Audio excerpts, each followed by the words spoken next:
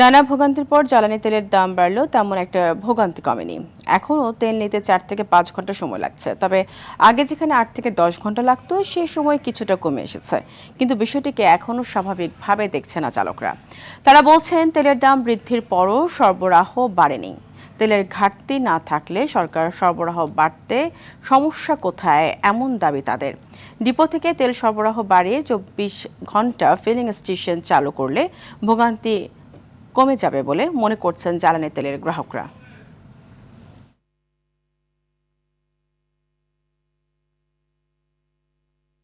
প্রায় 150 গাড়ি পিছু আগে তো 300 প্লাস ক্রস ছিল। আগে থেকে একটু চাপটা একটু কম। আগে তেলের যেভাবে দামটা একসাথে 20 টাকা বাড়ায় ফেলছে, এটা আমাদের জন্য, নিম্ন আয়ের কর্মচারীদের জন্য বা নিম্ন আয়ের মানুষের জন্য খুব একটা দুর্বিষণ জীবনযাপন করা লাগতেছে। দাম বাড়ানোর টাইমেও যেরকম বাড়ানোর আগেও যেরকম ছিল, বাড়ানোর পরও সেই সিরিয়াল দায়িত্ব আছে। এর তো কোনো পরিবর্তন আমি দেখতে পাচ্ছি না। এই মুহূর্তে রাজধানীর আসাদগেট থেকে সরাসরি যুক্ত হচ্ছেন সহকর্মী বিপুল দেব রায়। বিপুল, পাম্পে তেলের চাহিদা ও সরবরাহ কেমন দেখছেন, গ্রাহকরা কি বলছেন?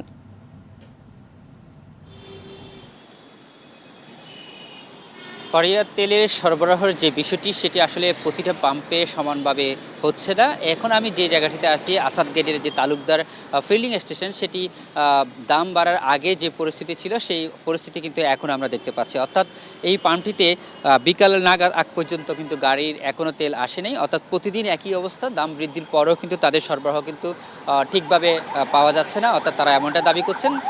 আপনাকে ক্যামেরার চোখে যে দেখানোর চেষ্টা করছি, এখানে যে গাড়ির লাইনগুলো আছে, মোটরসাইকেল এবং প্রাইভেট কার সহ অন্যান্য যে গাড়িগুলো, সেগুলো আসলে বিকাল নাগাদ অর্থাৎ সন্ধ্যার দিকে তেল নেওয়ার জন্য এই সিরিয়ালটা দেওয়া হয়েছে। তার মানে বুঝতেই পাচ্ছেন যে আসলে সকাল থেকে এবং ভোর রাত থেকে যে লাইনগুলো আছে এখনও পর্যন্ত সেই লাইনগুলো রয়েছে। অর্থাৎ কখন নাগাদ তেলের গাড়ি আসবে তারা তারপর সেই তেল নিতে পারবে। অর্থাৎ এখানে প্রায় দীর্ঘ সময় যে ভোগান্তির যে বিষয়টি আগে ছিল এবং সম্প্রতি সময়ে আমরা দেখেছি, সেই ভোগান্তির কিন্তু এখনও কিন্তু শেষ নেই। এখানকার চালকরা বলছেন যে আসলে যে পরিমাণ তেলের যে সরবরাহ হওয়ার কথা সেটি কিন্তু পাম্প মালিকরা পাচ্ছে না বলেই সেই বিষয়টা এখনও শুরু হচ্ছে না। এবং তারা বলছেন যে আসলে কিছু কিছু পাম্পে 2 ঘন্টা চেয়ে 4 ঘন্টা 8 ঘন্টা এরকমই হচ্ছে। তবে তেলের যে পাম্প 24 ঘন্টা যে খোলা রাখার যে বিষয়টি, সেটি না হলে কিন্তু এই স্বাভাবিক প্রক্রিয়া হবে না বলে তারা এমনটা দাবি করছেন। তারা বলছেন যে আসলে তাদের যে চাকরি যারা করেন, ব্যবসা যারা করেন, তাদের এই তেল নিতে কিন্তু ভোগান্তির শেষ নেই। এবং বিশেষ করে প্রাইভেট কার যারা, তাদের কিন্তু আরও চরম আকার ধারণ করছে। কারণ তীব্র গরম এবং এই গরমের মধ্যে দীর্ঘ লাইন, এই লাইনটি একেবারে পুরনো সেই বাণিজ্য মেলার মাঠ পাড়ে হয়ে গেছে আমরা যতটুকু জানতে পেরেছি।